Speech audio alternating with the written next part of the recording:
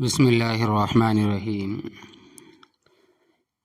یہ سیرت النبی صلی اللہ علیہ وسلم کا درس ہے۔ اس سے پہلے کے درس میں آپ نے سنا ولادت باسعادت نبی کریم صلی اللہ علیہ وسلم جس وقت دنیا میں آئے تو کیا کیا معجزات پیش آئے۔ اب یہاں سے یہ درس شروع ہوتا ہے، یہ سبق چالو ہوتا ہے کہ حضرت حلیمہ سعدیہ رضی اللہ تعالیٰ عنہا سب عورتوں نے شیر خوار بچے کے لیے صرف حلیمہ رہ گئی۔ سب عورتوں نے شیر خوار بچے لے لیے، صرف حلیمہ رہ گئی خالی۔ جب روانگی کا وقت آیا تو حلیمہ کو خالی ہاتھ جانا شاک معلوم ہوا۔ یکایک غیب سے حلیمہ کے دل میں اس یتیم کے لینے کا نہایت قوی داعیہ اور شدید تقاضا پیدا ہو گیا۔ حلیمہ نے اپنے شوہر سے جا کر کہا، خدا کی قسم میں ضرور اس یتیم کے پاس جاؤں گی اور ضرور اس کو لے کر آؤں گی۔ شوہر نے کہا، اگر تو ایسا کرے تو کوئی حرج نہیں، امید ہے کہ حق جل شانہ اس کو ہمارے لیے خیر و برکت کا سبب بنائے۔ برکت لغت میں خیر الہی کا نام ہے، یعنی اس خیر اور اس بھلائی کا نام ہے جو براہ راست اللہ تبارک و تعالیٰ کی طرف سے نازل ہو اور اسباب ظاہری کو اس میں دخل نہ ہو۔ ایک حدیث قدسی میں ہے کہ اللہ جل جلالہ فرماتے ہیں کہ انا عبدی ظنی بھی، کہ بندہ میرے ساتھ جیسا گمان کرتا ہے میں اسی کے مطابق اس کے ساتھ معاملہ کرتا ہوں۔ حلیمہ اسی برکت کی امید پر آپ کو لے آئی۔ اللہ تبارک و تعالی نے اسی امید کے مطابق ان پر برکتوں کا دروازہ کھول دیا۔ بنی سعد کی اور عورتوں نے مخلوق سے طمع باندھی اور حلیمہ نے خالق سے امید باندھی۔ حلیمہ کہتی ہیں کہ اس مولود مسعود کا گود میں لینا تھا کہ جو پستان بالکل خشک تھے وہ دودھ سے لبالب بھرائے۔ اتنا دودھ ہوا کہ آپ بھی سیراب ہو گئے اور آپ کا رضائی بھائی بھی سیر ہو گیا۔ اونٹنی کا دودھ دوہنے کے لیے اٹھے تو دیکھتے کیا ہے کہ تھن دودھ سے بھرے ہوئے۔ اللہ اکبر! میں نے اور میرے شوہر نے خوب سیر ہو کر دودھ پیا۔ رات نہایت آرام سے گزری۔ صبح ہوئی تو شوہر نے حلیمہ سے کہا، اے حلیمہ خوب سمجھ لے، خدا کی قسم تو نے بہت ہی مبارک بچہ لیا ہے۔ اس پر حلیمہ نے کہا، خدا کی قسم میں یقین سے یہ لفظ کہتی ہوں کہ میں اللہ سے یہی امید رکھتی ہوں۔ اب قافلے کی روانگی کا وقت آیا اور سب سوار ہو کر چڑھ پڑے۔ حلیمہ بھی اس مولود مسعود کو لے کر سوار ہوئی۔ حلیمہ کی وہ دبلی پتلی سواری جس کو پہلے چابک مار مار کر ہنکایا جاتا تھا، اب وہ برق رفتار ہے، بجلی کی طرح اس کی چال ہے اور وہ کسی تھامے نہیں تھمتی۔ اس وقت تو ایک نبی کا مرکب بنی ہوئی ہے۔ ساتھ والی عورتیں نے پوچھا، اے حلیمہ یہ وہی سواری ہے یا کوئی دوسری سواری؟ عورتوں نے کہا، واللہ اس وقت تو اس کی شان ہی جدا ہے۔ تو اسی طرح ہم بنی سعد میں پہنچے۔ اس وقت بنی سعد کی سرزمین سے زیادہ کسی جگہ قحط نہ تھا۔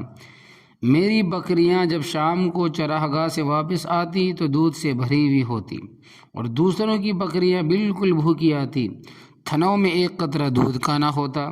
یہ دیکھ کر لوگوں نے اپنے چرواہوں سے کہا، تم بھی اسی جگہ چرایا کرو نہ جا کے جہاں حلیمہ کی بکریاں چرتی ہے۔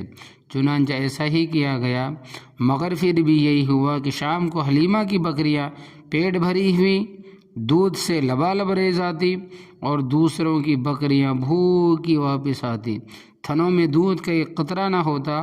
حلیمہ کہتی ہے کہ اللہ تبارک و تعالی ہم کو اسی طرح خیر و برکت دکھلاتا رہا اور ہم اللہ تبارک و تعالیٰ کی طرف سے اسی طرح خیر و برکت کا مشاہدہ کرتے رہے۔ اسی طرح جب 2 سال پورے ہو گئے تو میں نے آپ کا دودھ چھڑا دیا۔ جب 2 سال پورے ہو گئے تو حلیمہ آپ کو لے کر مکہ آئی تاکہ حضرت آمنہ کی امانت ان کے حوالے کرے، مگر آپ کے وجود باوجود کی وجہ سے خداوند ذوالجلال کی جو برکتیں مبذول تھی، اس وجہ سے حلیمہ نے حضرت آمنہ سے درخواست کی کہ اس در یتیم کو اور چند روز میرے ہی پاس چھوڑ دیں۔ تو ان دنوں مکہ میں وبا بھی تھی ادھر حلیمہ کا غیر معمولی اصرار ضد، اس لیے حضرت آمنہ نے حلیمہ کی درخواست منظور کی اور آپ کو اپنے ہمراہ لے جانے کی اجازت دی۔ حلیمہ آپ کو لے کر بنی اسد واپس آ گئی۔ چند ماہ گزرنے کے بعد آپ بھی اپنے رضائی بھائیوں کے ساتھ جنگل میں بکریاں چرانے لگے۔ اب جو واقعہ پیش آنے لگا ہے وہ شق صدر کا واقعہ ہے۔ ایک مرتبہ کا واقعہ ہے کہ آپ اپنے رضائی بھائیوں کے ہمراہ بکریاں چرانے جنگل گئے ہوئے تھے۔ یکایک آپ کا رضائی بھائی دوڑتا ہوا آیا کہ 2 سفید پوش آدمی آئے اور ہمارے قریشی بھائی کو زمین پر لٹا کر ان کا شکم مبارک چاک کیا گیا، اب اس کو سی رہے ہیں۔ یہ واقعہ سنتے ہی حلیمہ اور ان کے شوہر کے ہوش اڑ گئے۔ افتاں وخیزاں دوڑتے دیکھا یکایک آپ ایک جگہ کھڑے ہوئے اور چہرے انور کا رنگ افق ہے۔ حلیمہ کہتی ہے کہ میں نے فوراً آپ کو سینے سے چمٹا لیا، پھر آپ کے رضائی باپ نے آپ کو سینے سے لگایا اور آپ سے دریافت کیا کیا واقعہ تھا۔ آپ نے بیان فرمایا۔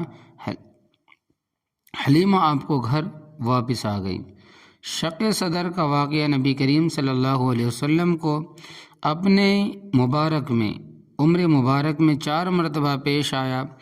اول بار زمانہ طفولیت میں یعنی کہ بچپنے میں پیش آیا جب آپ حلیمہ سعدیہ کی پرورش میں تھے اور اس وقت آپ کی عمر مبارک 4 سال کی تھی۔ ایک روز آپ جنگل میں تھے کہ 2 فرشتے جبرائیل اور میکائیل سفید پوش انسانوں کی شکل میں ایک سونے کا تست برف سے بھرا ہوا لے کر نمودار ہوئے اور آپ کا شکم مبارک چاک کر کے قلب اطہر کو نکالا، پھر قلب کو چاک کیا اور اس میں سے 1-2 ٹکڑے خون کے جمے ہوئے نکالے اور کہا یہ شیطان کا حصہ ہے۔ پھر شکم اور قلب کو اس تشت میں رکھ کر برف سے دھو دیا۔ بعد ازاں قلب کو اپنی جگہ پر رکھ کر سینے پر ٹانکے لگائے اور دونوں شانوں کے درمیان ایک مہر لگا دی۔ حلیمہ سعدیہ کے یہاں زمانہ قیام میں شق صدر کا واقعہ پیش آیا۔ واقعہ پیش آنا متعدد روایات میں مختلف صحابہ سے مروی ہے۔ پہلی روایت عتبہ ابن عبد السلمہ رضی اللہ تعالیٰ عنہ کی ہے جو مسند احمد اور طبرانی میں مذکور ہے۔ عتبہ رضی اللہ تعالیٰ عنہ کی روایت مستدرک حاکم میں بھی مذکور ہے۔ حاکم فرماتے ہیں کہ عتبہ کی حدیث 2 شرط پر مسلم پر ہے۔ حافظ ذہبی نے تلخیص مدرک سے مستدرک میں حاکم کی تصحیح کا کوئی رد نہیں فرمایا۔ دوسری روایت ابو ذر رضی اللہ تعالیٰ عنہ کی ہے۔ تیسری روایت انس ابن مالک رضی اللہ تعالیٰ عنہ کی جو طبقات ابن سعد میں مذکور ہے۔ چوتھی روایت ابن عباس رضی اللہ تعالیٰ عنہ سے مروی ہے جس کو علامہ سیوطی نے حوالہ بہقی اور ابن عساکر نے خصائص میں ذکر کیا ہے۔ پانچویں روایت شداد ابن اوس رضی اللہ تعالیٰ عنہ سے مروی ہے۔ چھٹی روایت خالد ابن معدان تابعی سے ہے جو طبقات ابن سعد میں ہے۔ ابن عباس اور شداد ابن اوس خالد بن معدان کی روایتیں بعض راویوں کے ضعیف ہونے کی وجہ سے اگر سے فردن ضعیف ہو لیکن اول تو صحیح ہے۔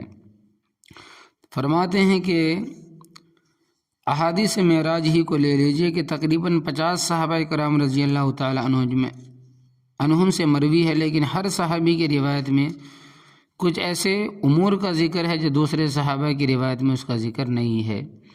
اسی طرح یہاں سمجھ لیجئے کہ راوی نے کسی جگہ فقط معراج کے شق صدر کو ذکر کیا اور کسی جگہ فقط طفل کے شق صدر کو بیان کیا اور کسی جگہ دونوں کو جمع کر دیا، اور ہر شق صدر کا زمان اور مکان مختلف ہے، ایک جگہ جدا گانا ہے۔ دوسری بار شق صدر کا واقعہ آپ کو 10 سال کی عمر میں پیش آیا۔ یہ حضرت ابو ہریرہ رضی اللہ تعالیٰ عنہ سے صحیح ابن حبان اور دلائل ابن ابی نعیم وغیرہ میں مذکور ہے۔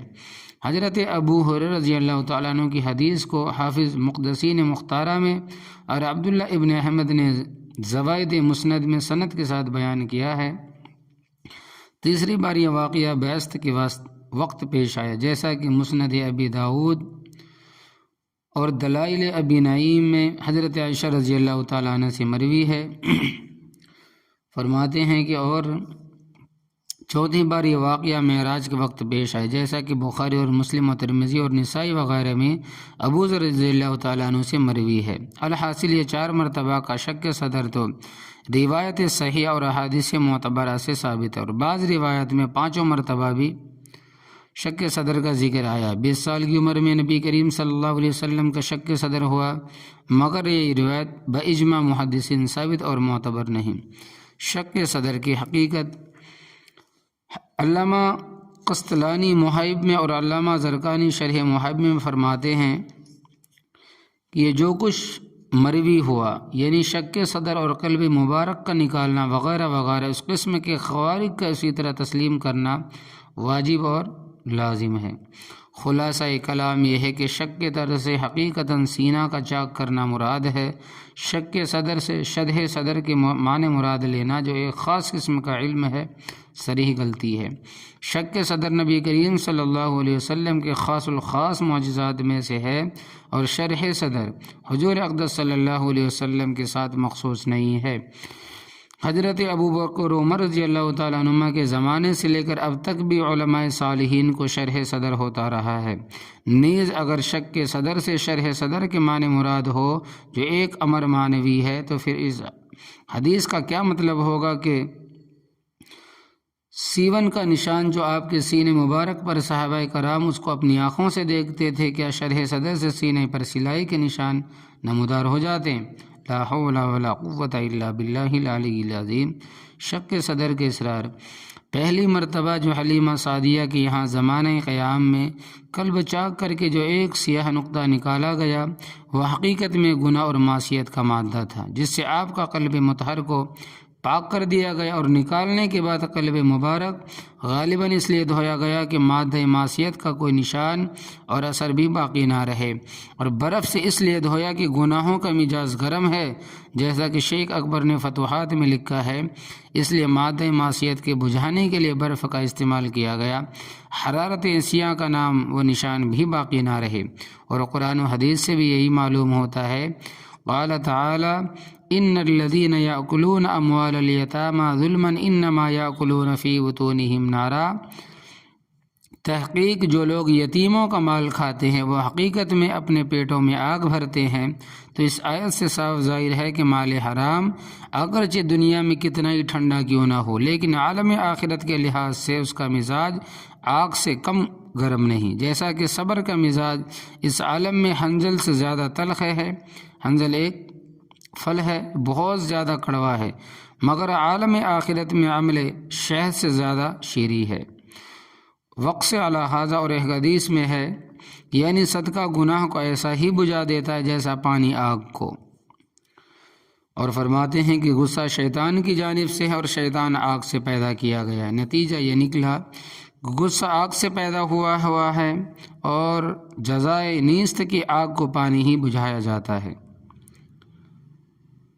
جزئی نیست کو آگ کو پانی ہی سے بجھایا جاتا ہے، اس لیے جب کسی کو غصہ آئے تو وضو کر لے۔ امام غزالی رحمۃ اللہ علیہ فرماتے ہیں کہ ٹھنڈے پانی سے وضو کرے یا غسل کرے۔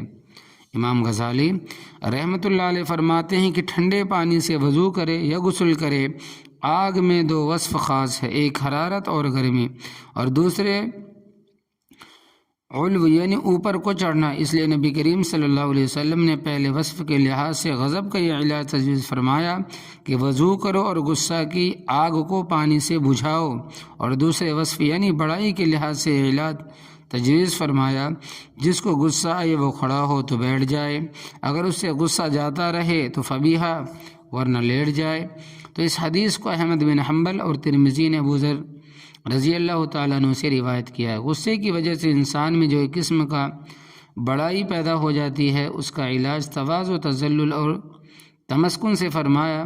غصہ آتے ہی فوراً زمین پر بیٹھ جاؤ یا لیٹ جاؤ اور سمجھ لو کہ ہم اسی مستخاق سے پیدا کیے گئے ہیں، آگ بگولے بننے کی کیا ضرورت ہے۔ بخاری، مسلم اور دیگر کتب صحیحہ میں نبی کریم صلی اللہ علیہ وسلم ثنا کے بعد نماز میں دعا مانگا کرتے تھے، اے اللہ میری خطاؤں کو برف اور اولے کے پانی سے دھو دے۔ اس دعا میں حضرت صلی اللہ علیہ وسلم نے 2 چیزوں کی طرف اشارہ فرمایا ہے۔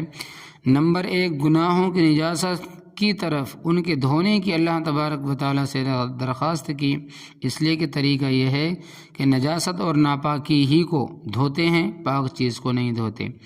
نمبر 2، گناہوں کی حرارت اور گرمی کی طرف برف اور اولے کے پانی سے ان کے بجھانے کی درخواست کی، اس لیے کہ اگر گناہوں میں فقط نجاست ہی ہوتی اور حرارت نہ ہوتی تو ممکن تھا کہ نبی کریم صلی اللہ علیہ وسلم بجائے برف کے پانی کے گرم پانی سے ان کے دھونے کی درخواست فرماتے، لیکن گناہوں میں نجاست کے ساتھ حرارت بھی ہے، اس لیے تطہیر نجاست کے علاوہ تبرید اور تسکین حرارت کی بھی ضرورت ہے۔ گرم پانی سے اگر سے تطہیر نجاست کا مقصد حاصل ہو سکتا ہے، مگر تبرید اور تسکین کا مقصد علی وجہ الاتم برف اور اولے ہی کے پانی سے حاصل ہو سکتا ہے۔ اس لیے نبی کریم صلی اللہ علیہ وسلم نے بجائے گرم پانی کے ٹھنڈے پانی سے گناہوں کے دھونے کی دعا فرمائی۔ اسی وجہ سے امام نسائی نے اس حدیث سے مسئلہ ضبط فرمایا ہے کہ نماز کے لیے بجائے گرم پانی کے ٹھنڈے پانی سے وضو کرنا افضل اور بہتر ہے، اس لیے کہ وضو اور نماز سے مقصد گناہوں کی آگ کو بجھانا ہے، جیسا کہ ابو ذر کی حدیث سے جو غصہ کے علاج کے بارے میں گزر چکی معلوم ہوتا ہے کہ طبرانی میں عبداللہ ابن مسعود رضی اللہ تعالیٰ عنہ سے مروی ہے کہ رسول اللہ صلی اللہ علیہ وسلم نے ارشاد فرمایا کہ ہر نماز کے وقت ایک منادی اللہ تبارک و تعالیٰ کی طرف سے آواز دیتا ہے، ندا دیتا ہے کہ اے بنی آدم اٹھو اور اس آگ کو بجھاؤ جو تم نے اپنے اوپر روشن کی ہے۔ اہل ایمان اٹھتے ہیں اور وضو کر کے نماز پڑھتے ہیں، اللہ تبارک و تعالیٰ ان کی مغفرت فرما دیتے ہیں۔ جس طرح ان آیات اور احادیث سے گناہوں کے مزاج کا گرم ہونا معلوم ہوتا ہے، ایسا ہی حدیث سے حب الہی اور محبت خداوندی کے مزاج کا سرد ہونا معلوم ہوتا ہے۔ حدیث میں ہے کہ نبی کریم صلی اللہ علیہ وسلم یہ دعا مانگا کرتے تھے، اے اللہ اپنی محبت میرے لیے سب سے زیادہ محبوب بنا دے، حتیٰ کہ میرے نفس سے اور میرے اہل سے اور ٹھنڈے پانی سے۔ ماں بارد، ٹھنڈے پانی کا مزاج تو بارد ہوتا ہے، لیکن اہل اللہ کا مزاج بھی بارد معلوم ہوتا ہے، اس لیے کہ حق جل شانہ نے قرآن کریم میں اپنے خاص بندوں کی یہ دعا ذکر فرمائی ہے، ربنا ہب لنا من ازواجنا وذریاتنا قرۃ اعین، اے ہمارے پروردگار ہم کو ہماری بیویوں اور اولاد سے آنکھوں کی ٹھنڈک عطا فرما، یعنی ان کو تیری اطاعت اور فرما برداری میں دیکھوں اور تیری معصیت میں نہ دیکھوں۔ تو اس لیے کہ مومن کی آنکھ اللہ تبارک و تعالیٰ کی اطاعت ہی سے ٹھنڈی ہوتی ہے، اور ظاہر ہے کہ آنکھیں ٹھنڈی ہی چیز سے ٹھنڈی ہوتی ہے۔ معلوم ہوا کہ اطاعت خداوندی کا مزاج ٹھنڈا ہے اور معصیت کا مزاج گرم ہے، کیونکہ معصیت کا تعلق جہنم سے ہے۔ معصیت کہتے ہیں گناہوں کو، اللہ تبارک و تعالیٰ کی نافرمانی کو۔ اس لیے نبی علیہ الصلاۃ والسلام نے ایک ہی سلسلے میں مائے بارد اور اہل کو ملا کر دعا فرمائی کہ اللہ اپنی محبت گھر والوں اور ٹھنڈے پانی سے کہیں زائد ہمارے لیے محبوب بنا دے۔ ائمہ نحو کے نزدیک اگرچہ معطوف اور معطوف علیہ میں مناسبت ضروری نہیں، کیونکہ یہ شے ان کے موضوع بحث سے خارج ہے، اور فرماتے ہیں کہ دوسری بار 10 سال کی عمر میں جو سینہ چاک کیا گیا وہ اس لیے کیا گیا کہ تاکہ قلب مبارک مادہ لہو و لعب سے پاک ہو جائے، اس لیے کہ لہو و لعب خدا سے غافل بنا دیتا ہے۔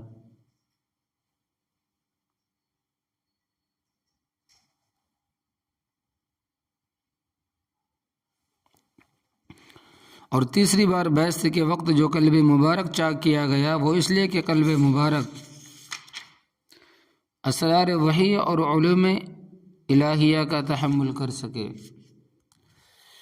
اور چوتھی بار معراج کے وقت اس لیے سینہ چاک کیا گیا کہ تاکہ قلب مبارک عالم ملکوت کی سیر اور تجلیات الہیہ اور آیت ربانیہ کے مشاہدہ اور خداوند ذوالجلال کی مناجات اور اس کے بے چوں و چگوں کا کلام کا تحمل کر سکے۔ غرض یہ کہ بار بار شک صدر ہوا، اور ہر مرتبہ کے شک صدر میں جدا گانا حکمت ہے۔ بار بار شک صدر سے مقصود یہ تھا قلب اطہر و منور کی طہارت و نورانیت انتہائی کو پہنچ جائے۔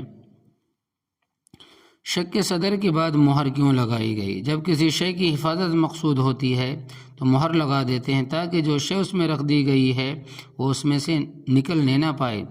جواہرات بھر کر تھیلی پر مہر لگا دیتے ہیں، کوئی موتی نکلنے نہ پائے۔ اسی طرح آپ کے قلب مبارک کو علم و حکمت سے بھر کر دونوں شانوں کے درمیان مہر لگا دی گئی تاکہ اس خزینہ سے کوئی شے ضائع نہ ہونے پائے۔ نیز جس طرح شک کے صدر سے قلب کا اندرونی حصہ خط شیطان سے پاک کر دیا گیا، اسی طرح دونوں شانوں کے درمیان قلب کے مقابل بائیں جانب ایک مہر لگا دی گئی تاکہ قلب شیطان کے وسوسوں بیرونی حملوں سے محفوظ ہو، اس لیے کہ شیطان اسی جگہ سے وسوسے ڈالتا ہے۔ عمر بن عبدالعزیز رحمۃ اللہ علیہ سے منقول ہے، کسی شخص نے حق جل شانہ سے درخواست کی، اے رب العالمین، مجھ کو شیطان کے وسوسے کا راستہ دکھلا کہ وہ کس راستے سے آ کر آدمی کے دل میں وسوسہ ڈالتا ہے۔ تو من جانب اللہ دونوں شانوں کے درمیان کی جگہ جو قلب کے مقابل بائیں جانب ہے وہ دکھلائی گئی کہ شیطان اس راستے سے آتا ہے، اور جب بندہ اللہ تبارک و تعالیٰ کا ذکر کرتا ہے تو فوراً پیچھے ہٹ جاتا ہے۔ خلاصہ یہ ہے کہ جس طرح قلب مبارک کا اندرونی حصہ شک کے صدر کے ذریعہ مادہ شیطانی سے پاک کر دیا گیا، اسی طرح پشت کی جانب مہر لگا کر باہر سے بھی شیطان کی آمد کا راستہ بند کر دیا گیا۔ مہر نبوت کب لگائی گئی؟ بعض کہتے ہیں کہ مہر نبوت ابتدائی ولادت سے تھی، اور علماء بنی اسرائیل آپ کو اسی علامت سے جانتے تھے، اور بعض کہتے ہیں کہ شک کے صدر کے بعد مہر لگائی گئی۔ پہلا قول زیادہ صحیح اور راجح ہے، جیسا کہ بعض روایات سے صراحتاً معلوم ہوتا ہے کہ آپ کی پیدائش ہی مہر نبوت کے ساتھ ہوئی، اور عجب نہیں کہ جن روایات میں شک کے صدر کے بعد مہر نبوت کا لگانا مذکور ہے وہ سابق مہر نبوت کی تجدید اور اعادہ ہو، اس طرح سے تمام روایات میں تطبیق اور توفیق ہو جاتی ہے۔ شک کے صدر کے واقعے سے حضرت حلیمہ کا اندیشہ ہوا کہ مبادا آپ کو کوئی صدمہ نہ پہنچ جائے، اس لیے آپ کو حضرت آمنہ کے پاس مکہ لے کر حاضر ہوئی۔ اور تمام واقعہ بیان کر دیا۔ حضرت آمنہ اس واقعہ سن کر بالکل ہراساں نہ ہوئی، اور ان انوار تجلیات اور ان خیرات و برکات کو جو زمانہ حمل اور ولادت باسعادت کے وقت ظاہر ہوئے تھے ذکر کر کے یہ فرمایا کہ میرے اس بیٹے کی شان بہت بڑی ہوگی، اس مولود مسعود تک شیطان کی رسائی ناممکن ہے، تو مطمئن رہو اس کو کوئی گزند نہیں پہنچ سکتی۔ حلیمہ اپنے گھر واپس ہو گئی اور آپ اپنے والدہ ماجدہ کے پاس رہنے لگے۔ جب عمر شریف 6 سال کو پہنچی تو حضرت آمنہ نے مدینہ کا ارادہ فرمایا اور آپ کو بھی ساتھ لے گئی۔ ایمن بھی آپ کے ہمراہ تھی۔ 1 ماہ آپ نے میکے میں قیام کیا، پھر آپ کو لے کر واپس ہوئی۔ راستے میں مقام ابوا میں حضرت آمنہ نے انتقال فرمایا اور وہیں مدفون ہوئی۔ ان للہ و انا الیہ راجعون۔ عبد المطلب کی کفالت۔ ایمن آپ کو لے کر مکہ حاضر ہوئی اور آپ کے دادا عبد المطلب کے سپرد کیا۔ عبد المطلب آپ کو ہمیشہ ساتھ رکھتے۔ عبد المطلب جب مسجد حرام میں حاضر ہوتے تو خانہ کعبہ کے سائے میں آپ کے لیے خاص فرش بچھایا جاتا، کسی کی مجال نہ تھی کہ اس پر قدم رکھ سکے، حتیٰ کہ عبد المطلب کی اولاد بھی اس فرش کے ارد گرد حاشیہ اور کنار پر بیٹھتی، مگر آپ جب آتے تو بے تکلف مسند پر بیٹھ جاتے۔ آپ کے چچا آپ کو مسجد نے یعنی کہ وہ تکیے سے گدے سے ہٹانا چاہتے، مگر عبد المطلب کمال شفقت سے یہ فرماتے، میرے اس بیٹے کو چھوڑ دو، خدا کی قسم اس کی شان ہی کچھ نہیں ہوگی۔ پھر بلا کر اپنے قریب بٹھلاتے اور آپ کو دیکھتے اور مسرور ہوتے، بہت خوش ہوتے۔ فرماتے ہیں کہ مستدرک حاکم میں کندیر بن سعید اپنے باپ سے روایت کرتے ہیں کہ میں زمانہ جاہلیت میں اسلام سے قبل حج کے لیے مکہ مکرمہ حاضر ہوا، دیکھا کہ ایک شخص طواف میں مشروف ہے اور اس کی زبان پر یہ شعر ہے، اے اللہ میرے سوار محمد رسول اللہ صلی اللہ علیہ وسلم کو واپس بھیج دے اور مجھ پر عظیم الشان احسان فرما۔ میں نے لوگوں سے دریافت کیا یہ کون ہے؟ لوگوں نے کہا کہ یہ عبد المطلب ہے، اپنے پوتے کو گمشدہ اونٹ کی تلاش میں بھیجا ہے، کیونکہ ان کو جس کام کے لیے بھیجتے ہیں اس میں ضرور کامیابی ہوتی ہے۔ آپ کو گئے ہوئے دیر ہو گئی، اس لیے عبد المطلب بے چین ہو کر یہ شعر پڑھ رہے ہیں۔ کچھ دیر نہ گزری آپ بھی واپس آ گئے اور اونٹ آپ کے ہمراہ تھا۔ دیکھتے ہی عبد المطلب نے آپ کو گلے لگا لیا اور یہ کہا کہ بیٹا، میں تمہاری وجہ سے بے حد پریشان تھا، اب کبھی تم کو اپنے سے جدا نہ ہونے دوں گا۔ حکیم فرماتے ہیں کہ یہ روایت شرط مسلم پر ہے، اور حافظ ذہبی نے بھی اس کا شرط مسلم پر ہونا تسلیم کیا ہے۔ عبد المطلب کا انتقال۔ 2 سال تک آپ اپنے دادا عبد المطلب کی تربیت میں رہے۔ جب عمر شریف 8 سال کو پہنچی تو عبد المطلب بھی اس دنیا سے رخصت ہوئے۔ علی اختلاف الاقوال 82 یا 85 یا 95 یا 110 یا 120 سال کی عمر میں انتقال کیا اور مقام حجون میں مدفون ہوئے۔ ابو طالب چونکہ حضرت عبداللہ کے حقیقی اور عینی بھائی تھے، اس لیے عبد المطلب نے مرتے وقت آپ کو ابو طالب کے سپرد کیا اور یہ وصیت کی کہ کمال شفقت اور غایت محبت ان کی کفالت اور تربیت کرنا۔ ام ایمن کہتی ہے کہ جس وقت عبد المطلب کا جنازہ اٹھا تو آپ کو دیکھا کہ آپ جنازے کے پیچھے روتے جاتے تھے۔ ایک مرتبہ آپ صلی اللہ علیہ وسلم سے دریافت کیا گیا کہ آپ کو عبد المطلب کا مرنا یاد ہے؟ آپ صلی اللہ علیہ وسلم نے فرمایا میری عمر اس وقت 8 سال کی تھی۔ ابو طالب کی کفالت۔ عبد المطلب کی وفات کے بعد آپ اپنے چچا ابو طالب کی آغوش میں تربیت میں آ گئے۔ ابو طالب نے آپ کو اپنی اولاد سے زیادہ عزیز رکھا اور شفقت اور محبت سے مرتے دم تک آپ کی تربیت کی۔ حق یہ ہے کہ تربیت اور کفالت کا حق پورا ادا فرما دیا۔ افسوس کہ ابو طالب باوجود اس والہانہ اور عاشقانہ تربیت اور کفالت کے دولت و ایمان اور نعمت اسلام سے محروم رہے۔ ایک بار مکہ میں قحط پڑا، لوگوں نے ابو طالب سے درخواست کی کہ آپ بارش کے لیے دعا کیجیے۔ ابو طالب ایک مجمع کے ساتھ نبی کریم صلی اللہ علیہ وسلم کو حرم میں حاضر ہوئے اور آپ صلی اللہ علیہ وسلم کو لے کر حرم میں حاضر ہوئے اور آپ کی پشت کو خانہ کعبہ سے لگا دیا۔ آپ صلی اللہ علیہ وسلم نے بطور تضرع اور التجا انگشت شہادت سے آسمان کی طرف اشارہ فرمایا۔ بادل کا کہیں نام و نشان نہ تھا، اشارہ کرتے ہی ہر طرف سے بادل امنڈ آئے اور اس قدر بارش ہوئی کہ تمام ندی نالے بہنے لگے۔ اسی بارے ابو طالب نے کہا ہے وَأَبْيَضُ يُسْتَسْقَى الْغَمَامُ بِوَجْهِهِ سِمَالُ الْيَتَامَى عِصْمَةٌ لِلْأَرَامِلِ۔ اے روشن اور منور ان کے چہرے کی برکت سے خدا سے بارش مانگی جاتی ہے جو یتیموں کی پناہ اور بیواؤں کا ماوا اور ملجا ہے۔ شام کا پہلا سفر اور قصہ بحیرہ راہب۔ آپ کی عمر 12 سال کو پہنچ چکا تھا کہ ابو طالب نے قریش کے قافلے تجارت کے ساتھ شام کا ارادہ کیا۔ مصائب سفر کے خیال سے ابو طالب کا ارادہ آپ کو ہمراہ لے جانے کا نہ تھا۔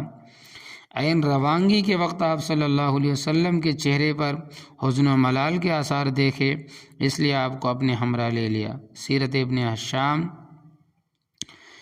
اور فرماتے ہیں کہ اس میں روایت ہے کہ روانہ ہوئے، جب شہر بصرہ کے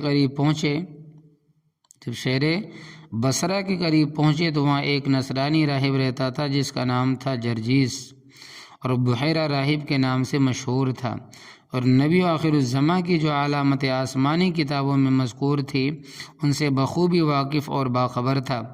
چنانچہ مکہ کا یہ قافلہ جب بحیرہ راہب کے صومعہ کے پاس جا کر اترا تو اس نے حضور پر نور کی صورت دیکھتے ہی پہچان لیا کہ یہ وہی نبی ہے جن کی کتب سابقہ میں خبر دی گئی ہے، اور آپ کے ہاتھ پکڑ لیا۔ جامعہ ترمذی میں ابو موسیٰ اشعری رضی اللہ تعالیٰ عنہ سے مروی ہے کہ ایک بار ابو طالب مشائخ قریش کے ساتھ شام کی طرف گئے۔ شام میں جس جگہ جا کر اترے وہاں ایک راہب رہتا تھا۔ اس سے پہلے بھی بارہا اس راہب پر گزر ہوتا تھا مگر وہ کبھی ملتفت نہ ہوتا تھا۔ اس مرتبہ قریش کا کاروان تجارت جب وہاں جا کر اترا تو راہب خلاف معمول اپنے صومعہ سے نکل کر ان میں آیا اور بہت گہری نظروں سے ایک ایک کو دیکھنے لگا، یہاں تک کہ حضور کا ہاتھ پکڑ لیا اور یہ کہا ھذا سید العالمین ھذا رسول رب العالمین یبعث اللہ رحمۃ للعالمین، یہی ہے سردار جہاں کا، یہی ہے رسول پروردگار عالم کا جس کو اللہ نے جہانوں کے لیے رحمت بنا کر بھیجے گا۔ سردارین قریش نے اس راہب سے کہا کہ آپ کو یہ کیسے معلوم؟ راہب نے کہا کہ جس وقت آپ سب گھاٹی سے نکلے تو کوئی شجر اور حجر ایسا باقی نہ رہا، کوئی درخت اور مکان ایسا باقی نہ رہا جس نے سجدہ نہ کیا ہو، اور شجر اور حجر نبی ہی کے لیے سجدہ کرتے ہیں، اور علاوہ ازیں میں آپ کو مہر نبوت سے بھی پہچانتا ہوں جو سیب کے مشابہ آپ کے شانے کے نیچے واقع ہے۔ راہب یہ کہہ کر واپس ہو گیا اور فقط ایک آپ کی وجہ سے تمام قافلے کے لیے کھانا تیار کرایا۔ کھانے کے لیے سب حاضر ہوئے تو آپ صلی اللہ علیہ وسلم موجود نہ تھے۔ راہب نے دریافت کیا کہ آپ کہاں ہیں؟ معلوم ہوا کہ اونٹ چرانے گئے ہوئے ہیں۔ آدمی بھیج کر آپ کو بلایا، جس وقت آتا شریف لائے تو ایک ابر آپ پر سایہ کیے ہوئے تھا۔ جب آپ اپنی قوم کے قریب پہنچے تو دیکھا لوگ آپ سے پہلے درخت کے سائے میں جگہ لے چکے ہیں، اب کوئی جگہ سائے کی باقی نہ رہی۔ آپ ایک جانب کو بیٹھ گئے، بیٹھتے ہی درخت کا سایہ آپ کی طرف جھک گیا۔